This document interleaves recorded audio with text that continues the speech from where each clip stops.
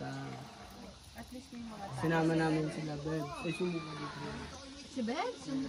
Ay, kaya tanda ni Malo sumuka. Uy, sa lubong na tayo, my God!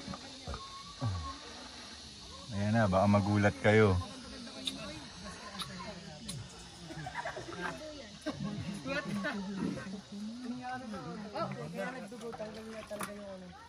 Si Heidi sa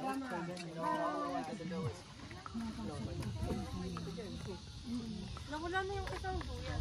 Yan nila mga technical.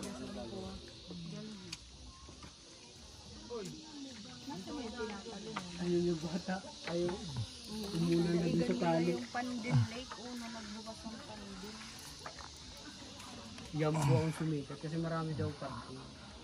Eh, dito kasi mas mabilis makarating. Doon kasi mahirap sa Pandin. May trekking Di pa doon pa lang anti sa may Sa Pandin. kalsada ng Sa Pandin, ilog. malayo. Tapos maglalakad ka ng 10 minutes. napakalayo. Ay, ayoko ng ganyan. Ito, hindi ba okay lang? Parang city pa rin yung lalaki. Yan yung maganda dito.